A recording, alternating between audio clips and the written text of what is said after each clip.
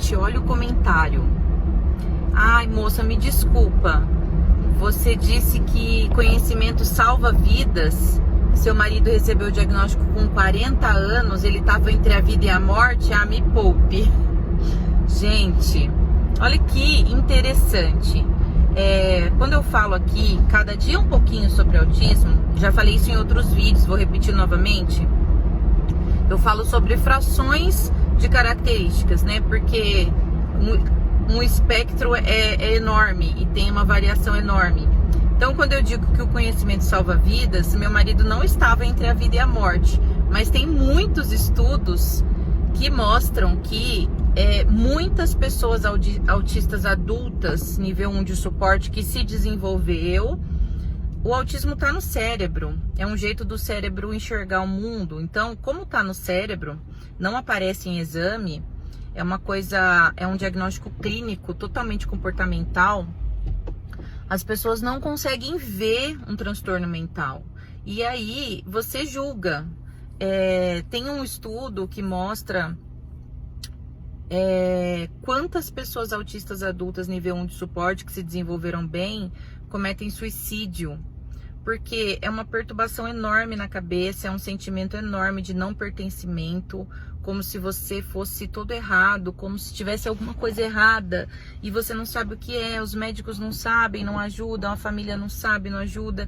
E aí você cresce cheio de comorbidades. Dentre essas comorbidades, vem distúrbio alimentar, são pessoas que comem desenfreadamente, elas não têm aquele time de quando você precisa parar, ou então aquelas pessoas que desenvolvem bulimia e tantas outras coisas, tudo na ânsia de pertencimento. Vem ansiedade, vem depressão, e aí associado, né, essas comorbidades ao autismo, a pessoa vai em busca de ajuda médica, os médicos vão tratar às vezes as comorbidades, mas não sabe que por conta do autismo que aquelas comorbidades apareceram. Então é algo de utilidade pública. A gente precisa saber, quando meu marido foi diagnosticado com 40 anos, por que o conhecimento salva vidas. A gente tinha um relacionamento maravilhoso, ele é uma pessoa maravilhosa, inteligentíssimo, inclusive ele é autodidata, é muito inteligente, aprende as coisas sozinho, é muito dedicado, tudo que ele precisa fazer ele faz com muita presteza. Só que ele tinha um jeito que a gente achava que era mimado, né? Porque ele é filho único, a gente achava que a minha sogra e meu sogro tinha criado sem limite, muito mimado, fazia tudo que ele queria, e não era isso. Ele é autista e TDAH. Então, quando era criança, era uma criança agitadíssima, impulsiva, aprontava todas, porque era muito inteligente, entendia tudo que a professora estava falando, não conseguia parar quieto nem um segundo, porque o corpinho fica ali sentindo tudo com muita intensidade, e ia tocar o terror no mundo. Então, só vivia recebendo bronca, só vivia recebendo comparação. Ah, porque o fulano se comporta e você não se comporta. Ah, porque ciclano aprende, você não aprende. Porque tira nota baixa na prova. Mas se você for fazer um teste de QI, tem o QI muito mais avançado do que o camarada que tirou 10 na prova e ele tirou lá os 4 porque não estava prestando atenção em nada. Então, conhecimento salva vidas, sim. Porque sem o conhecimento, a gente não fazia ideia do funcionamento dele e a gente não respeitava os limites dele. Outra coisa que a gente aprendeu sobre ressaca social. Ressaca social é algo tão importante, significativo no autismo que a gente não conhece, ninguém ouve falar sobre isso. Eu ouvi agora, depois de velha, estudando para ajudar os meus filhos, e aí eu fui entender um problema do meu marido. Pessoas com TDAH e autismo, elas se esgotam fisicamente. O que acontece? Para você ir ao mercado, para você ir trabalhar, você tem que demandar um tanto de energia. A pessoa autista, ela gasta muito mais energia para interagir, para fazer as coisas que ela precisa fazer do dia a dia. Ela fica esgotada, às vezes, de ter que fazer uma reunião, de ter que participar de uma conversa no trabalho. É um esgotamento mental e físico. E aí, quando ela chega em casa, ela tem a ressaca social, que ela quer ficar sem falar, ela quer ficar resguardada num quarto, às vezes assistindo um filme, sem vontade de interagir, sem energia. Parece que a pessoa sente gripe toda semana, parece que a pessoa sente dor de cabeça praticamente todos os dias. Mas o que é aquilo ali? Um esgotamento mental que acaba esgotando o físico também. E isso a gente não respeita porque a gente não acredita. A gente não tem esse conhecimento e a gente não acredita que a pessoa de ter feito a mesma coisa que você fez, ela tá esgotada muito mais do que você. O que você faz? Você briga. Era um motivo que a gente brigava no casamento, que eu falava, poxa, vamos fazer tal coisa, ai, não quero, vamos fazer, ai, não quero. Mas por que você não quer? Hoje em dia a gente sabe qual é o funcionamento e respeita esse funcionamento. Então o conhecimento salva vidas. Outra coisa que a moça disse no mesmo comentário: professor não dá diagnóstico para ninguém. E qual é o diagnóstico que eu estou dando? Eu estou dando para as pessoas informação, conscientização, consciência de que cada criancinha tem o seu jeito de funcionar. A gente precisa aprender e respeitar o jeito de funcionar de cada pessoa. E quando eu tenho conhecimento, eu tenho também uma forma de ajudar o próximo. Então, quando uma criancinha foge dos marcos de desenvolvimento, que eu vejo que tem algo que eu possa ajudar, eu vou chamar aquela família, eu vou falar, olha, mamãe, você precisa procurar uma ajuda especializada. Sabe qual é essa ajuda especializada? Psiquiatra, neuropediatra, porque eles sim vão te mandar para uma equipe multidisciplinar.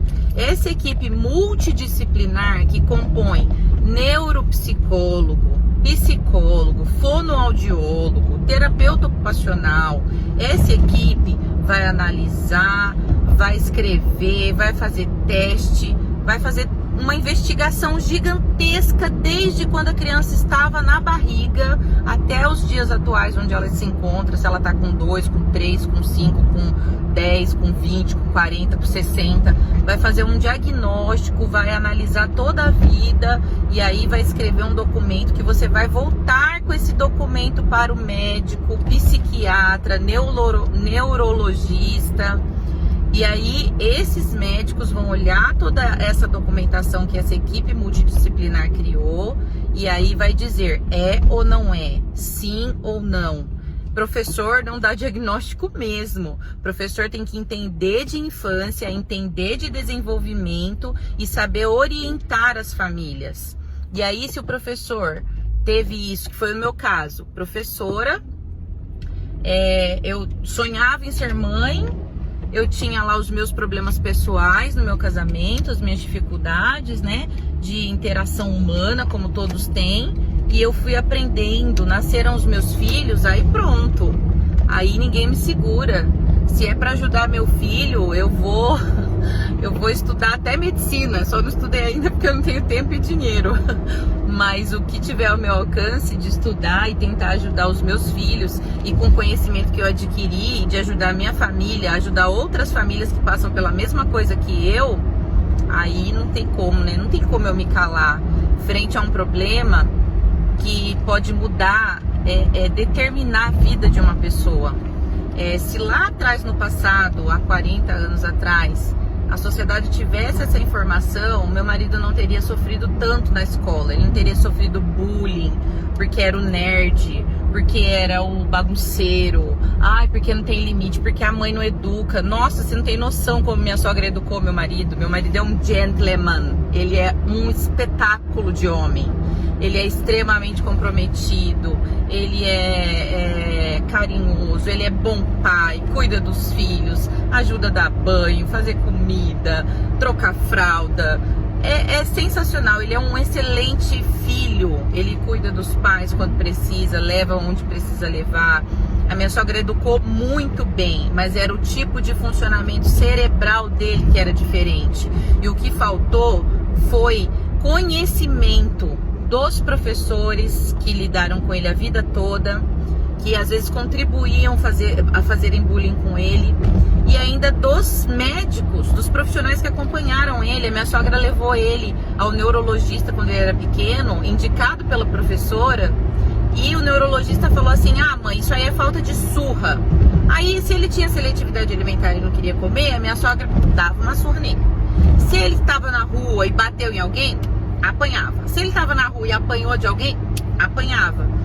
Se ele não tinha limite, ele tinha um impulso de fazer alguma bagunça, subir num muro, quebrar alguma coisa, apanhava. Essa foi a indicação de um neurologista há 40 anos atrás. Então, sim, conhecimento salva vidas. Não, nenhuma professora está diagnosticando ninguém. As professoras estão estudando, estão dominando o assunto de desenvolvimento da infância, porque é a obrigação dos professores entender sobre o desenvolvimento, e estão orientando as famílias a ajudar nesse desenvolvimento, fazer com que esse desenvolvimento ele seja pleno. Quando a gente fala de desenvolvimento, a gente fala de desenvolver a pessoa humana num todo. Você não vai só ensinar para ela português, matemática, história e geografia. A gente fala de conhecimento global. A gente fala de desenvolver o corpinho da criança, melhorar as questões de coordenação dela, porque quanto mais você desenvolve o corpinho, mais você vai ajudar a desenvolver esse cérebro. Você está falando sobre desenvolvimento cognitivo, de ajudar essa criança a ter inteligência. Você está falando de desenvolvimento social, de ajudar essa criança a se comportar num espaço social, junto com outras pessoas, com um comportamento que seja aceitável. Você está falando sobre desenvolvimento até espiritual, por que não? É global, não é? Então, você vai proferir sobre a vida daquela criança palavras de incentivo, não palavras de destruição. Você não vai falar: esse menino aqui, ó, não presta, não tem jeito, não para quieto, é uma peste, a família não educa. Não, você vai falar assim: olha, essa criança, ele tem um funcionamento diferente. Meu amor, você consegue, você vai melhorar. A professora vai te ajudar e você vai conseguir se controlar, você vai conseguir respeitar as regras, você vai conseguir brincar com seus amigos. Isso sim é o trabalho de um professor consciente que está estudando e que tem a consciência de tentar espalhar conscientização nas outras famílias. É isso, e um beijo da professora Lenita.